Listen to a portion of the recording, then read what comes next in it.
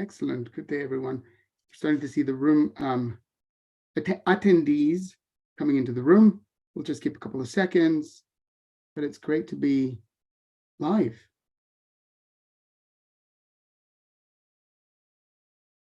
For those who are joining us, please be advised that there's a translation service going on or happening during the session, simultaneous translation. The access is at the base of your screen where it says interpretation. You can switch into English or Spanish. Y lo voy a decir en español para quienes estén participando y presentes. Estamos ofreciendo la sesión con servicio de traducción simultánea.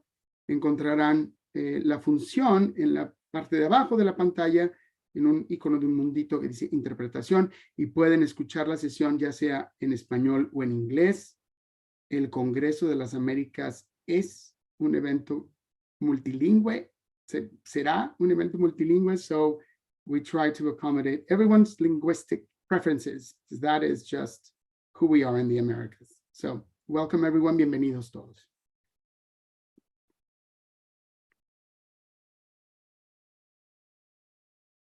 And I'm just monitoring. Here we go. I think we can start.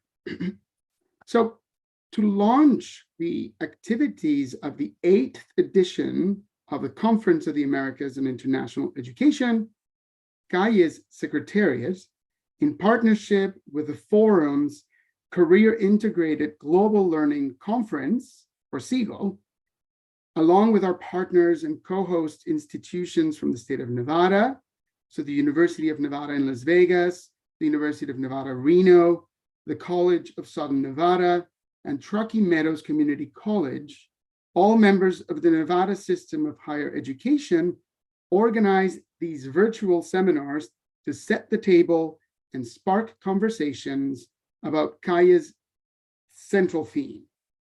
The future is now. We want these webinars to act as conversation starters, a space where we can discuss new trends and ideas, engage with our guest panelists, and hopefully bring an aha moment that will motivate you and your colleagues to submit your session and poster proposals for this year's conference program. But we come back to this in a short while. In the meantime, let me introduce Dr. David Julian, Executive Director of the Organización Universitaria Interamericana, Inter-American Organization for Higher Education, and also Executive Director of the Conference of the Americas on International Education. Adelante, David. Gracias, Luis. Thank you. And welcome, everyone. Bienvenidos a todas y a todos. Bem-vindos aos colegas de Brasil et bienvenue à nos amis francophones également. Donc, for me, it's quite a pleasure to launch this series of webinar. We feel that the momentum is picking up for the November week of activities that we will have jointly with the forum, both with CAEI and CIGL. And in my opening remarks, I want to provide a bit of background on what is CAEI, what's been our history, and what's the focus for 2023. So the CAEI, well, the name says it by itself, right? Conference of the Americas on International Education. We want CAEI to be a regional forum. We want to echo what was already or what is already happening in other regions of the world with, for example, the European Association of International Education, EAIE conference that happens every year in a rotational country in Europe. The same is happening in the Asia-Pacific region with API. And of course, here in the US, we do have NAFSA year after year that changes from state to state, but is predominantly keeping the focus on the US territory, welcoming partners from all over the world. So we felt that there was a missing link in this equation for Latin America and the Caribbean, where many organizations were doing their own national event on internationalization of higher education. Should it be the CBIE in Canada, FAUBAI in Brazil, AMPEI in Mexico, the Forum or AIEA in the US doing their own thing, and many others. But so then CAEI came in as this one-stop shop idea, having the opportunity to group the region, be all together, and discuss common trends and common challenges in a continental platform. So this year will be the 8th edition. I'll switch to Spanish just to accommodate half of our crowd today. Estamos preparando la 8ª edición del CAEI. Empezó el primer CAEI en 2010 en Calgary, Canadá, luego Río de Janeiro, Brasil en 2012, México en Monterrey en 2013, Quito, Ecuador 2015, Montreal, Canadá 2017, Bogotá, Colombia 2019, Chile en Santiago 2021 y ahora preparándonos para Estados Unidos 2023 en el estado de Nevada. Entonces ven un poco la tendencia entre norte-sur, norte-sur, norte-sur, tratando de ser lo más flexible, lo más relevante para todos. But I must admit that we are very excited about the opportunity to bring CAEI to the United States of America for the first time. We do feel that there is a growing desire to develop these partnerships within U.S. institutions and Latin America and the Caribbean. I was earlier this year in Washington at the AIEA conference together with Melissa, and we heard a lot. We took discussions about the importance of diversifying regions of the world, and that traditional big markets, and I don't want to name anyone here, but are sometimes getting a bit more fragile. And the natural region to develop these links is definitely with our continental approach and our southern neighbors in Latin America and the Caribbean. So this is a bit what CAEI is all about, having this capacity to engage on a global scale. From the region, I was recently traveling in Colombia, Brazil, Argentina, and continuing my route now to Bolivia and other countries. And we have already committed some head of governments, some ministers of education, or sub-ministers for higher education. So we will get a good balance between political support and higher education institution representation. So we definitely hope that this will be a great event.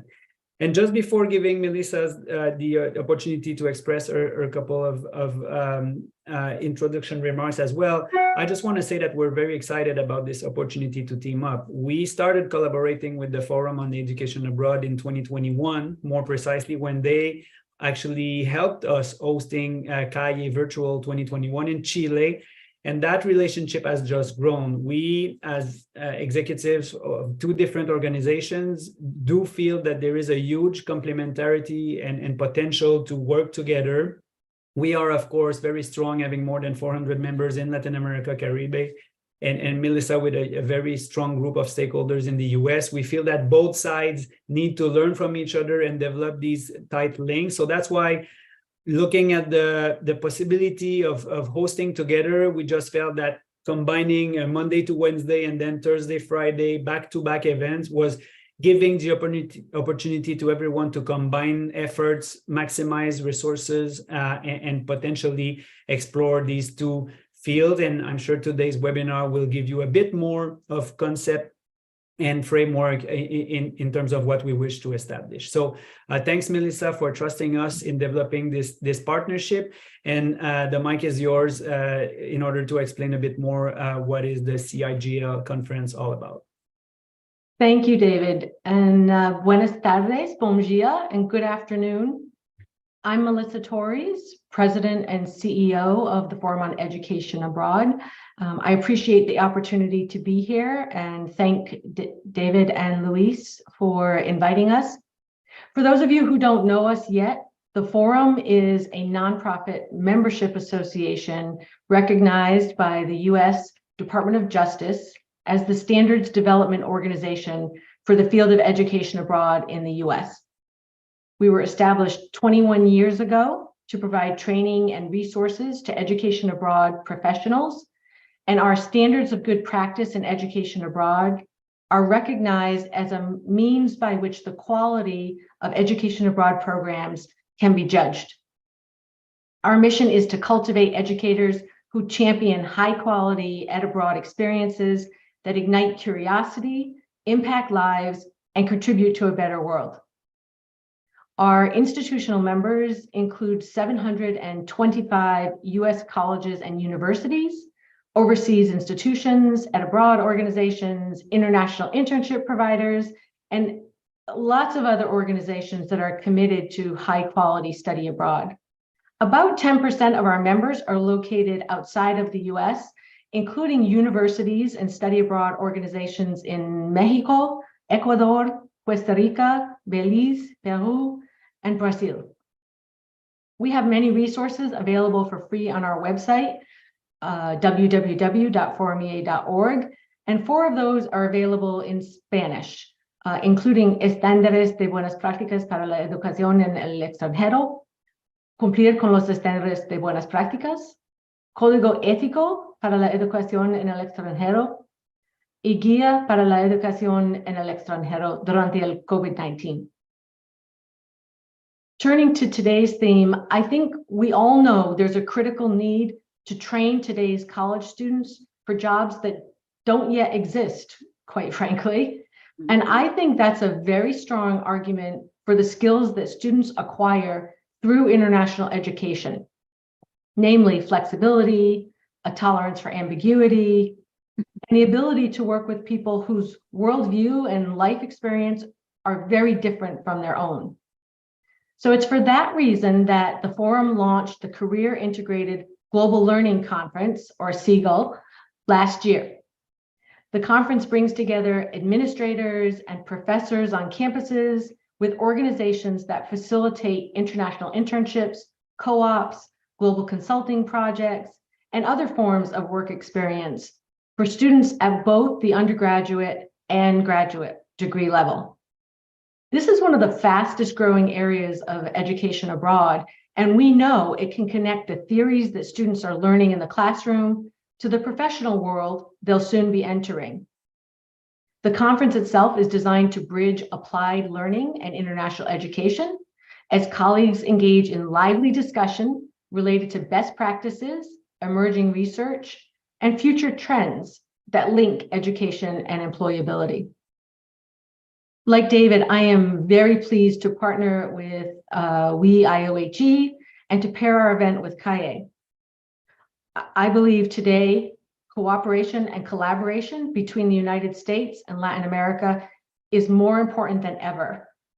With the complex, ever-changing geopolitical situation around the world, challenges to the global supply chain, cross-border migration, and the growth of the Latinx population in the US, I think we all need to work harder to build closer ties between these two regions.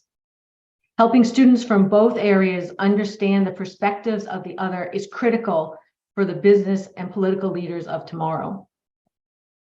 Our partnerships really do bring together two strong associations whose missions, audiences, and events are complementary. Being able to network and learn from new colleagues who are working with students to achieve similar goals will be a tremendous opportunity not available anywhere else. I'm really looking forward to meeting many of you in Las Vegas in November. And again, thank you. Gracias, David and Luis, for today's opportunity.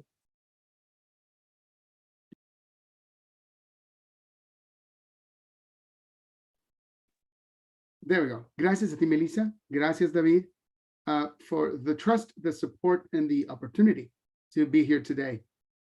There's a lot of interesting nuggets of information that I'm going to be pulling back once we get to the conversational piece of our session today, because there's a lot that has been said that is of great relevance.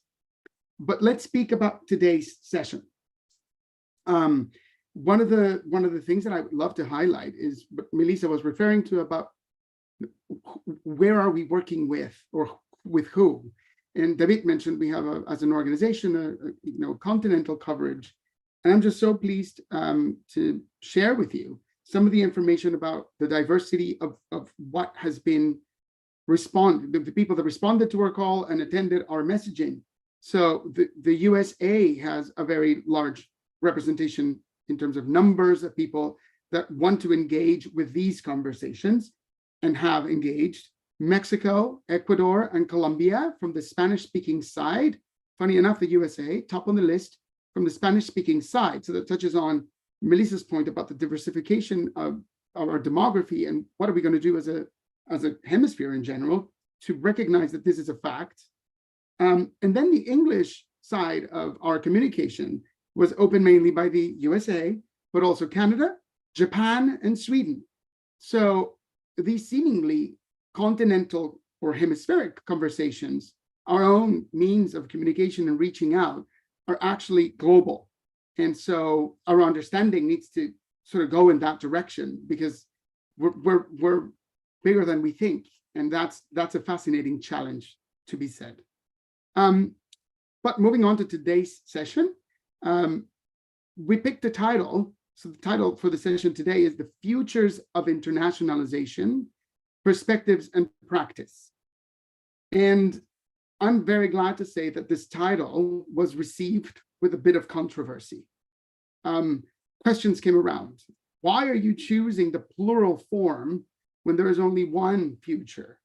There is a past, our present, and then the future.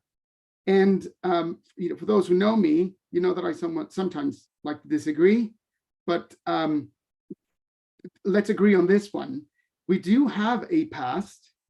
We are currently, right now, sharing our present in this e-room, but our future is yet to be determined, and it is what we make of it. There is the possibility of different futures, and ours will depend on our choices today.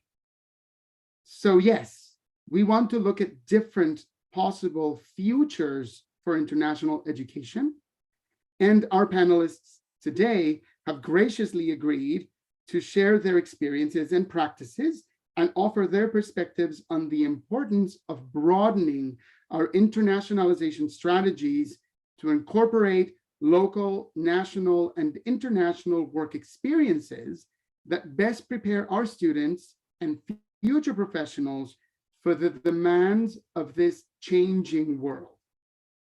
I now have the pleasure and the privilege of welcoming our panelists. Sheila Salazar is the Director of International Programs at the Universidad de Piura in Peru and Associate Coordinator of the Peruvian Network for Internationalization, or Ready Peru, one of CAEI's 40 associate member organizations and a longstanding collaborator of our conference. Published author on matters related to international higher education in Peru, Sheila will be talking about an internationalization initiative that was brought about by the Business Council of the Pacific Alliance, precisely to develop understanding and increase collaboration among youth, future decision makers, future business leaders from the member countries, Chile, Colombia, Mexico, and Peru. So it's an interesting twist to a South-South objective and how to develop understanding among them. And the university has a lot of experience on the conversation. That will be the guiding thread for Sheila's intervention. So Sheila, bienvenida y muchas gracias. Rebecca. So Rebecca Bellinger is the Executive Director of the Center for Global Business at the University of Maryland in the United States. She's a published author on matters related to partnership development, experiential learning, and intercultural communication, a member of the Board of Governors of NASBITE International, and an active member of the Cyber Network, the Centers for International Business Education and Research, among other organizations. Rebecca will be sharing with us today the very interesting work related to industry engagement and partnership that her center is responsible for on behalf of the University of Maryland. She will also talk about NASBITE's Certified Global Business Professional Credential, something that touches again on that logic of mobility and transferability, an interestingly and very important topic in the world that we're living now, that of professional mobility. Now, before we dive in on the conversation, let me just remind all of our participants, the chat box is open and available for you. Please share your thoughts, your insights, your comments. We will have short remarks and we will come back to a roundtable conversation. We encourage you to use it, for it will contribute to the ways that we guide our exchanges. So, with further ado, Sheila, te escuchamos. Thank you, Luis. Thank you, David. I'm very honored and pleased to be part of this first session launching CAEI as an active participant in the last CAEI sessions. So today I'm going to switch and speak in Spanish about our experience as Universidad de Piura with the Pacific Alliance.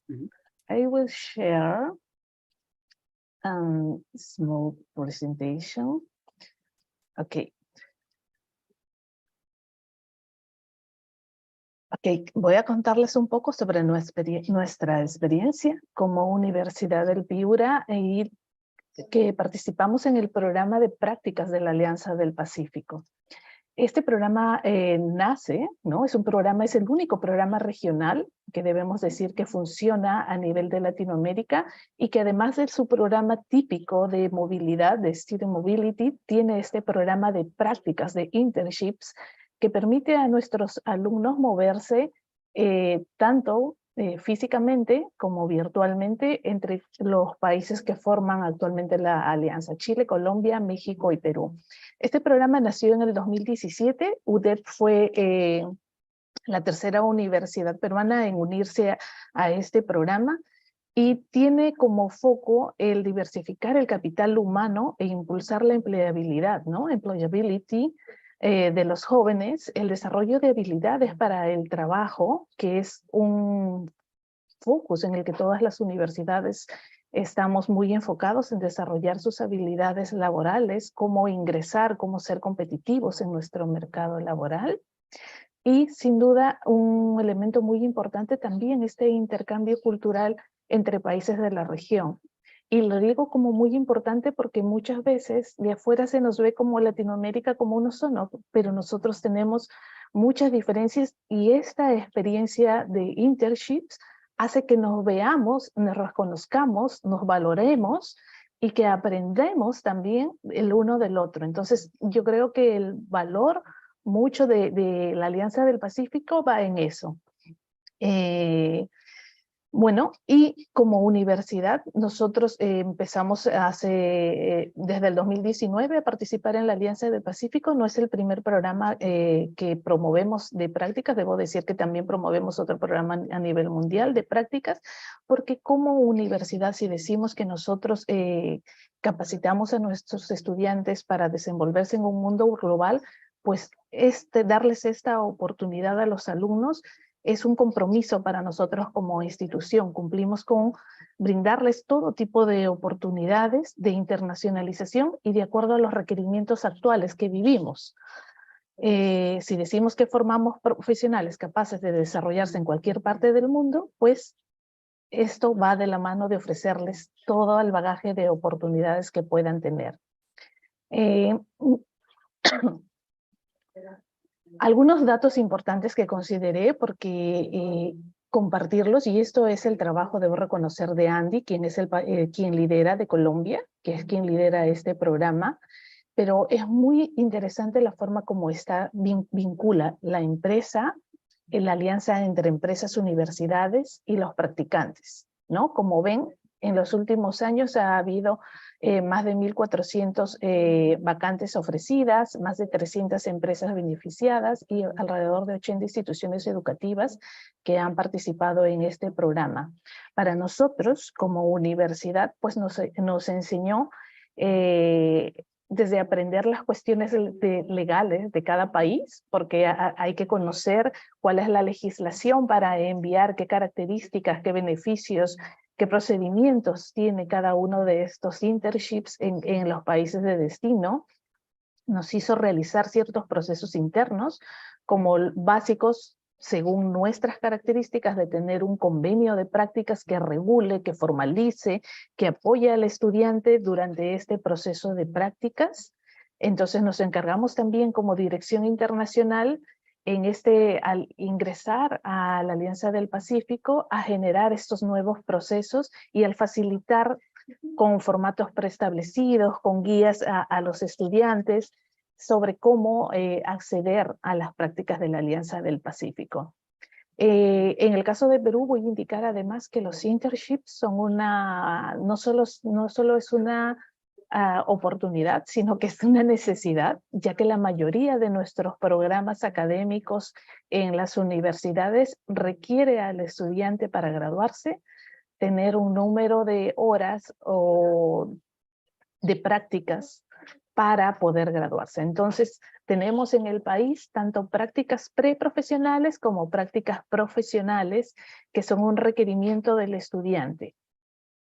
¿Qué es lo que nos ofrece? Entonces, el valor, como he indicado, y muy importante en esta experiencia, es que como universidades comenzamos también a conectar con empresas, ¿no? Comenzamos a ver el tipo de perfiles que ellos requieren, el tipo de características con cada uno de estos, y también aprendimos, porque nos hace como universidades a mirar qué es lo que el mercado laboral está buscando, qué es lo que busca en cada una de las carreras, qué competencias, qué habilidades son las que están necesitando, y esto pues es importante también para el análisis dentro de los programas académicos de qué cosas debe de sumarse a los perfiles que se requieren internacionalmente. Bueno, acá como ven son algunas experiencias de nuestros alumnos que han ido al exterior. Y para decir, el tipo de ofertas que se hay, en verdad, en la Alianza del Pacífico es muy diverso. Pueden participar tanto alumnos de ingeniería, de business, de comunicación, de psicología.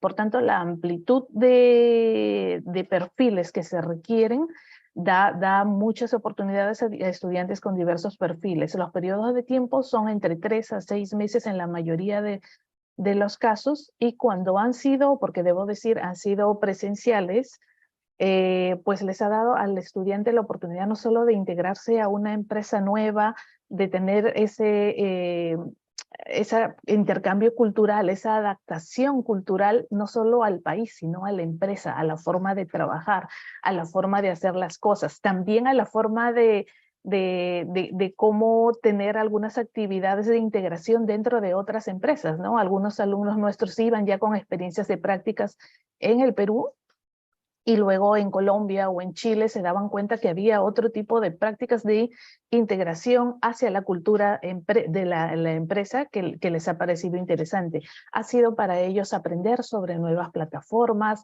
sobre nuevas formas de trabajar en equipo, sobre nuevas formas de integrarse.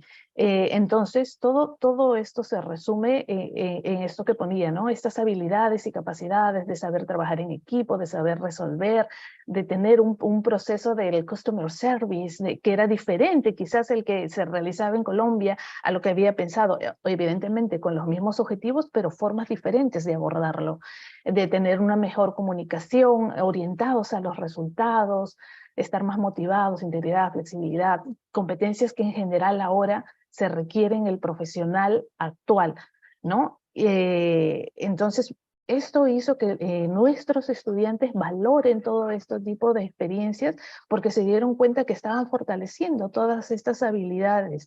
Ellos tuvieron la oportunidad de mostrar a las empresas, pero más que todo de mostrarse a ellos mismos que eran capaces de trabajar, ya sea en una empresa local, en una empresa internacional, en cualquier lugar del mundo.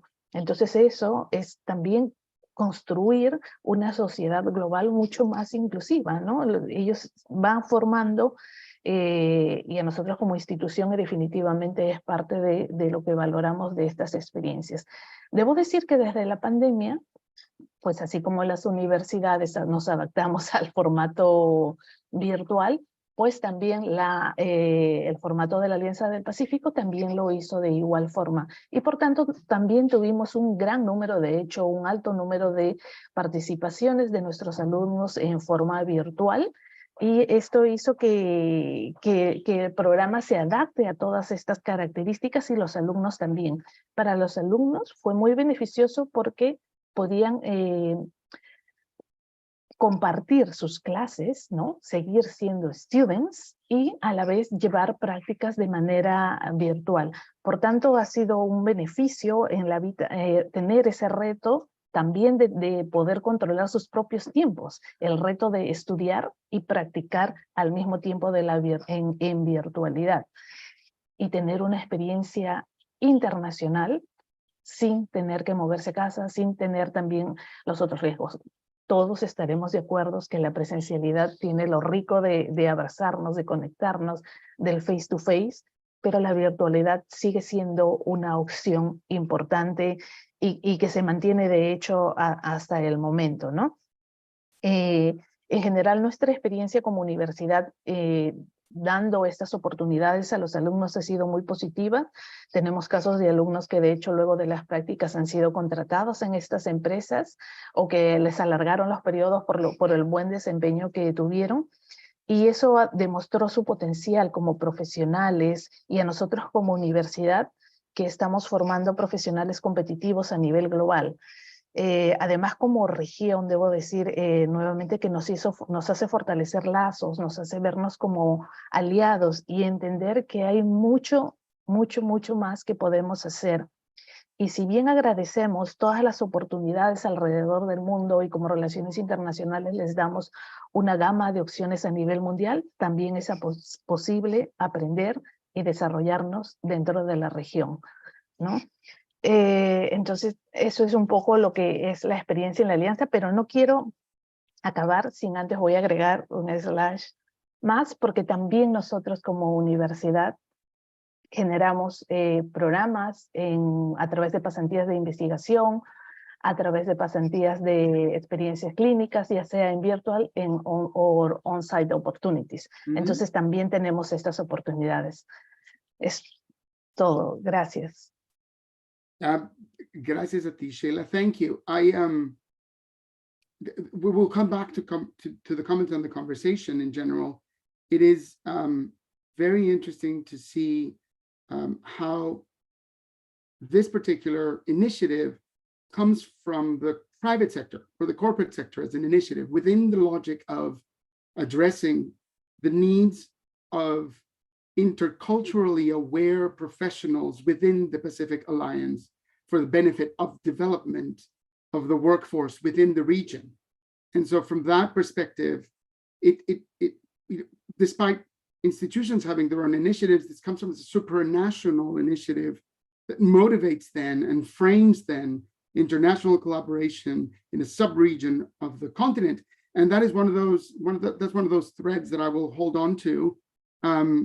We can discuss then the impact on international strategy for the institutions. That's a broader conversation, but I will put a pause on my comments now and allow Rebecca, please, to share remarks with you, and then we'll try to frame this conversation from all of these pieces. Okay, great. So bienvenidos and good afternoon, good morning, good evening, depending on where you're zooming in from. I am honored to be here and part of this conversation today. And thank you also to the forum and CAEI for inviting me, and Melissa and David and Luis as well. I will say that is a hard act to follow. I'm taking a slightly different approach, but what I really find encouraging is that what my colleague has just said, I think there's a lot of synergy with what I'm going to talk about related to the work that we're doing at the University of Maryland. So I'll just jump right in. So this conversation, this topic, and certainly the November conference, I think is really well timed. And I think it does reflect where we are in the world today. As Melissa was saying at the beginning, there's a lot of upheaval and instability and disruption everywhere in the world, whether it's geopolitical conflict, evidence of climate change, market instability, rising energy costs, calls for social justice, you name it, not forgetting the pandemic that we're coming out of. And government responses have been political, and industry responses have been focused on the bottom line, as they should be. And I think that creates a space for higher education, for international education, and a real need for the work that we do in training the next generation of leaders and ultimately the workforce. And we at the Center for Global Business have learned that we can't just be focused on the theoretical knowledge of business anymore. And I think that applies to all fields. It's not just about theories anymore. For our students to be able to react and respond and adapt in different ways to all of these grand global challenges, to really be forward-thinking and innovative in solving all of the world's problems, we together in this community of international educators, I think we need to be forward-thinking too. And some of the lessons that we've learned, and I'm going to start with the lessons and then talk about some of the details. We've learned that we need to learn from the fields that we are preparing our students to enter just as much as our students need to learn about them. We've also learned that we need to expose our students to the grand global challenges of our time, as well as the small global challenges of our time, in order for them to be prepared to tackle them. We also need to incorporate technology in how we teach our students as much as what we teach our students, because technology, whether we like it or not, is driving the way the world interacts and actually enabling this conversation today. So something that we can't forget about. I also think that we need to start thinking about the credential, the academic credential, in different ways that is more adaptive or adapted even to today's interdisciplinarity and the flexible work environment.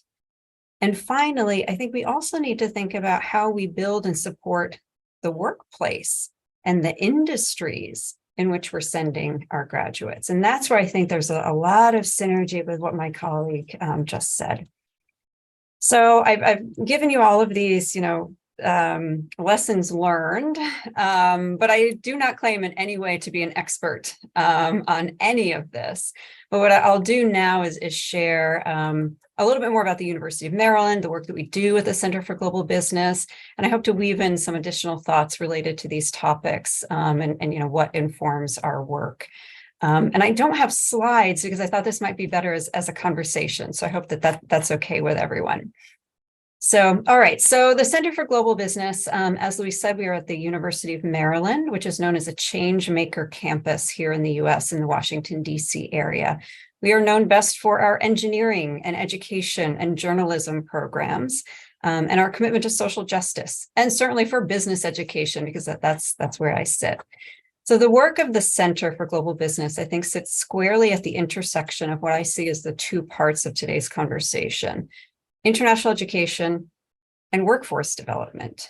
And I view the work that we do as contributing in two focus areas: global economic competitiveness and interconnectedness, which is especially poignant today. And second is economic and business development. We're in the capacity building business. We deliver programs to build the skills and knowledge of, I think, our four key stakeholder groups. And I'll talk about them in a minute.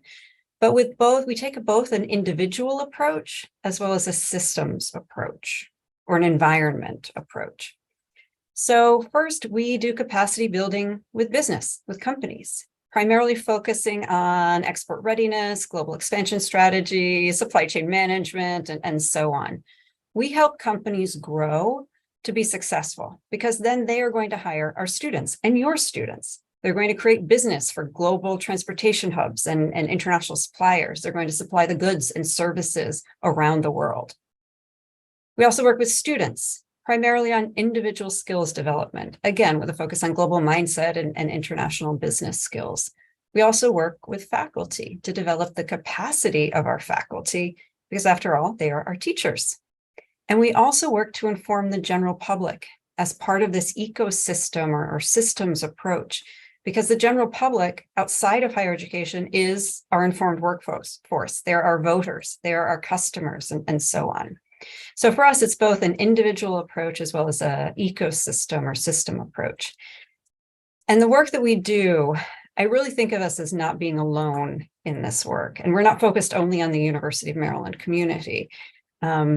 And I don't think we should be. We serve as a national resource center for the internationalization of business education through the Title VI CIBE or cyber program that Luis mentioned earlier in the introduction.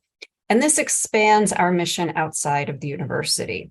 We are committed to capacity building at minority serving institutions and community colleges here in the US, because these are the traditionally under-resourced institutions. And we were talking about diversity before, and these institutions, well-resourced, supported by some of the work that we do in capacity building, helps raise the level of everyone in this ecosystem. And we're also intentional about building partnerships with institutions abroad to carry out our work. as well as leveraging, national networks that we're a part of. And this, again, I think all speaks to the ecosystem view that I mentioned.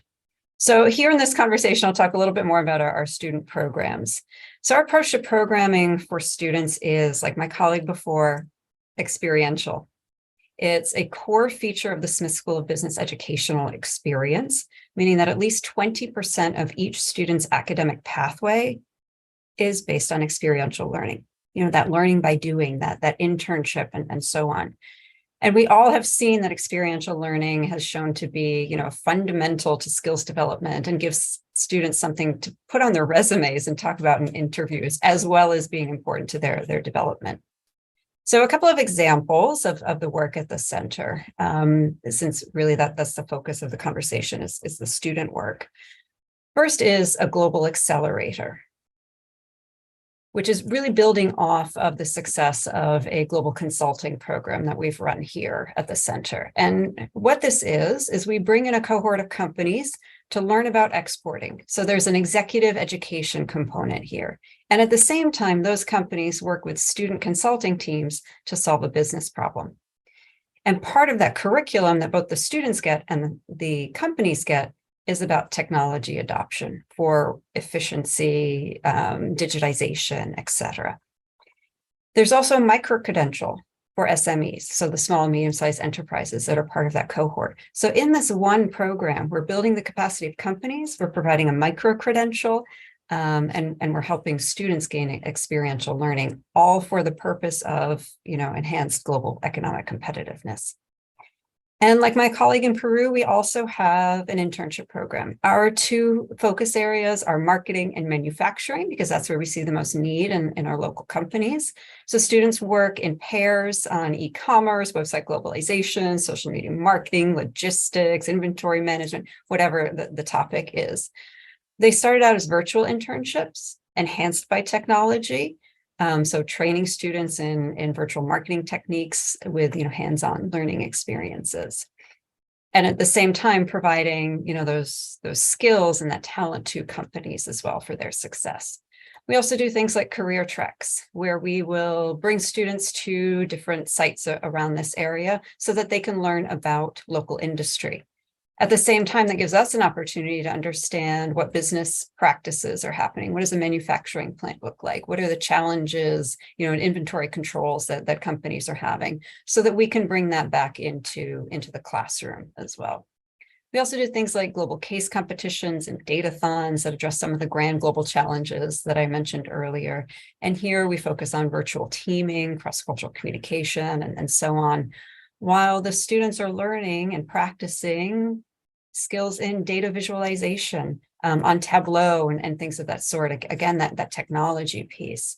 And certainly these are things I'll put in a plug that we would like to invite all of our international partners on this webinar to join us in the fall. Related to micro-credentialing, we've also partnered with NASBI International to offer this Certified Global Business Professional micro-credential. Because really credentialing isn't the linear path that it used to be. Education isn't the linear path that it used to be. It doesn't always require a 4-year undergraduate degree, and then you go on to an MBA, for example, in the business world. But because of the interdisciplinarity of the work that people do outside of higher education, it's really important that people have access to stackable credentials so that they can upskill, so that a computer science student can learn something about global business at the same time. And that's where this micro-credential comes in, open to non-business students and so on. And then certainly out of the center, there's also, study abroad, semester exchanges, and things of that sort. So that's a little bit about the center and sort of our philosophy on how we approach this idea of the intersection of international education, workforce development, kind of the why of what we do and how we do it. And I will leave it there and hope there are some good questions from the audience. I thank you, Rebecca. It's been informative, enlightening, and also just very interesting to understand, as you mentioned at the beginning, the complementarity, but also the differences between each context, and then what can be done and what is being done. But let me start trying to unpack a lot of what you both have said, and in identifying what are the common threads in what we're doing, and then we can step into the complexities of the distinctions. I sincerely appreciate that your observation about being in the business of capacity building, individually through our students within the classrooms, with the faculty individually, personally, eventually professional, and then as we stack these trained people in the world, then it becomes institutional, and then it becomes societal. So there's a snowball effect in what capacity building is being done. And that is probably one of those considerations when we're talking about international education. What we do here today in Maryland will likely rebound in Jakarta. And so these things need to be brought into the conversation. I appreciate that notion of building ecosystem, right? And how do we articulate that? Shayla was mentioning in the case of Peru, for example, the practicum is a graduation component. I can say that Mexico also has that. So there's a lot of capacity, institutional capacity being built in to deliver these experiences, something that is, I understand, is not necessarily the case in the United States. It's optional, it's institutional who decides that. And so that brings me to pose an interesting question, hopefully. Should it be compulsory in the United States as well as in some other countries? And if so, how can we, from a hemispheric idea, contribute to each other's capacity development? There are regional experiences that are proper from the Pacific, or from Mexico, or from Brazil, from the United States. The Conference of the Americas does that. It brings the continent together. So how can we bring everyone together? And if there's a space for that, so that we can share capacity and experience and knowledge across the board in the hemisphere. And I'll let you maybe both share your thoughts about that. Sure. So I'll respond to whether it should be a critical. It is a critical experience. Is a critical part of any student's experience, but whether a capstone or whatever you would call it should be a mandatory part of a higher education credential in the U.S. Mm-hmm. In a utopian world, that would be great. All students need experience, and it's not just they need something put on their resume. But it's through experiential learning that students are going to learn something to be able to contribute to the workforce. Mm-hmm. A lot of times we hear from employers that students know things, but not how to do things. Mm-hmm. And that's where experiential learning comes in. So on that side, I'm all for it. Absolutely. The flip side of that, if we talk about practica in terms of an internship or some kind of work experience, I do think that there's an accessibility component to that we need to be really cognizant of. Typically, practica are not paid experiences. Mm-hmm. And if they don't take place within the confines of an academic day, are they limiting a student's ability to get a paying job outside of the classes that they're doing, that they need to support their living, their bills, etc. So that would be my one. If there was a way that we could solve that piece of it, mm-hmm. then absolutely. So yes, and that's a great starting point. Yeah. There's because we're building futures, right? So that's one of those things that you go, well, that's a way we should point at. Let's identify what needs to be resolved in the meantime. So yes, that's great. Yes, and is great. Mm-hmm. Shayla, do you want to share something? Yeah. I agree with a lot of things that Rebecca mentioned about the necessity of the capacity of our students. I'm going to change to Spanish. Y en verdad, lo que acabas de decir about la cuestión financiera para los alumnos, es por eso que también para nosotros la alianza fue un learning experience, mm-hmm. porque necesitamos saber, en Perú, it's mandatory to pay to the internships, mm-hmm. but not in Mexico, for example. I learned that. We didn't know. Pero también creo que es importante, porque en estos tipos de experiencias, nosotros recibimos students from Canada or from USA or from UK coming to Peru to do an internship experience. Mhm.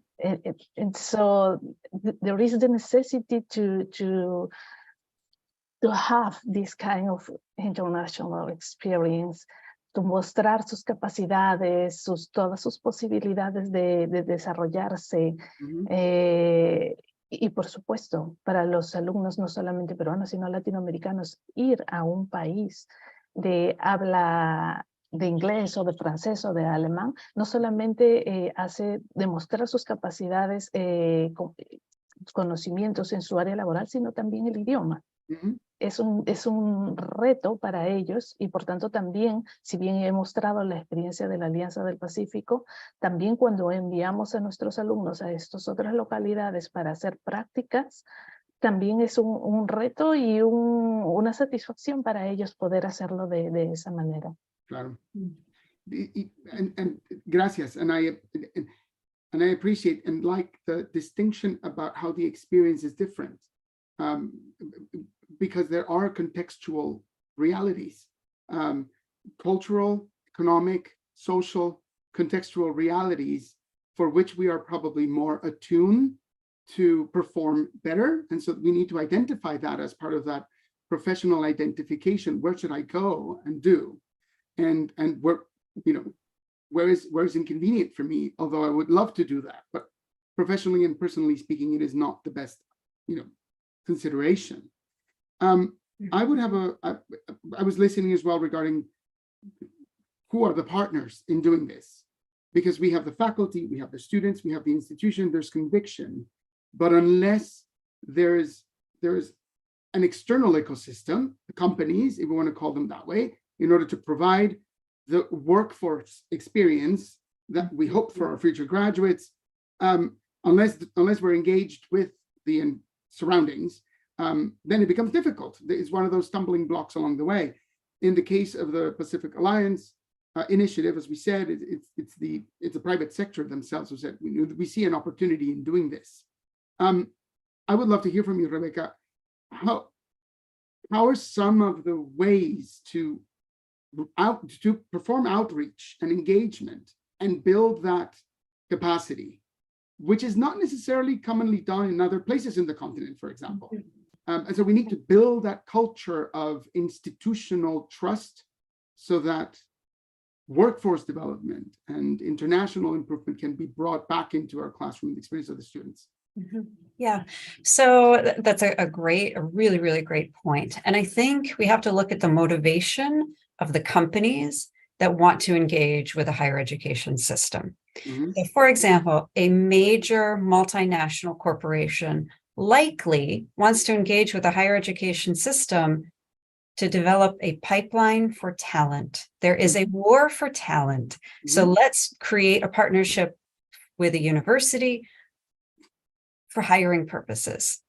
Smaller companies, on the other hand, may not have the ability to hire in large numbers, but they do have internal capacity constraints.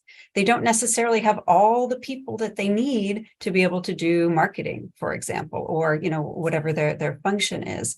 So being able to hire interns is also part of it. But then maybe they just want to understand, get another set of brains, for example, to help them solve a business challenge. Mhm. Are they looking to give back to the community, which is another way or another motivating factor for companies? As alumni, for example, or members of the community want to engage with a university in order to, again, be a good, a neighbor, so to speak. So it really depends on what the motivation of the company is. And then if another piece of this is what other support systems or financing, for example, is available in the ecosystem to support a company that wants to hire students or wants to hire a consulting group of students. And one of the things that has been really successful for us is partnering with our state Department of Commerce that has grants for companies that they can use that grant to hire a group of consultants for a semester. So it's the state gets to spend their money, The students get experiential learning, the companies get their help, and it's all part of, again, that ecosystem that we're talking about. Where there's conducive policy, there's institutional policy, the programs are there, there's a need and there's a want and there's a way or a means to bring everybody together. I'm very cognizant of time. It's 1:56. I know that you have to leave. It is a bit frustrating because I actually do have a bunch of other questions that I thought were great. And one of those was going to be, because we're talking about the futures of international education and what we could do going forward. What conversations can we have within our upcoming conferences in November to mold, change, and adapt our international strategies as institutions so that we can incorporate these international work experiences into our programs? And that is just one of those questions that, that has to do with the offices of global learning. How do we tweak what we have so that at least this capstone experience, some experience is brought in? So that I'll leave open so that we can continue the conversation in November directly in the conference, because I think that may be the proper venue for doing that. And which brings me to the final point, and it has to do with how can we start building these intersections for collaboration and work on professional and work integration between everyone across the hemisphere. There's valuable experiences, there's institutional experiences, there's policy frameworks. Maybe it's time that we can consider a larger hemispheric conversation where institutionally we can share practices and start looking at diversifying so that we can include the international component into the professional aspect of the development of the future graduate and student. But I'm short of time, so I have to run into the final announcements, which includes, of course, thank you, Rebecca. Thank you, Shayla, for inciting this conversation, for being here with us today. I'm glad to leave these threads there so that we can pick them up again in November, and then sort of build it together within the framework of our conferences and gatherings, so that we can walk away with something, with a new vision of the futures of international education. So thank you to both of you, and I will turn to housekeeping. So please excuse me, but it's been a fascinating conversation, and I'm glad it's only getting started. So with regards to our announcements and having said thank yous, I mentioned at the beginning that I would be coming back to talk about the call for proposals for CAEI, which is still open, and I am actually very happy to announce today that we have decided to extend the deadline for submissions until June 18. So whatever ideas may have come up today, we're in great time to put them together, put them in paper and submit them. We're looking forward to hearing more about this. So go visit our website to learn more about the themes and the guidelines for submitting sessions and poster proposals. We are all doing great work. You are all doing great work, and we all want to learn about it. So submit and be a part of this year's CAEI program. And while you are there on the website looking at this information, register. Just take the opportunity to register as well. You can register for CAEI. You can also register for CIGL. But if you register for both activities, which are going to be back to back within the same week, you will be able to take advantage of the reduced rate available for you. It will be a great way to speak about international education, look at the practical components of that, and craft the futures of international education within just 1 week space. That's our hope. Oh, and don't forget to visit the practical information tab within our website, where you will be able to find the information to make your room reservations at the Mirage, which is hosting our conferences, and also is a hotel. It's a hotel, our hotel and our conference venue. There's a very affordable preferential rate that has been negotiated for our participants. There's limited capacity, so try to secure your spaces ASAP. For members of OE, just a quick reminder that this year's General Assembly will be held on November 6th and hosted by the University of Nevada in Las Vegas. Make sure you mark it in your calendars. You're all welcome. I'll wrap up with saying, with today's roundtable, thank you, Rebecca, thank you, Sheila. We wanted to share with all of our participants, our CIGL and our CAEIs, how the future of international education is already looking like. So come to Vegas to see and experience so much more, carry on with the conversations, pick up on these threads. We just don't have time to wait. The future is now. I'll wrap it up there. Thank you, everyone. It's been a pleasure.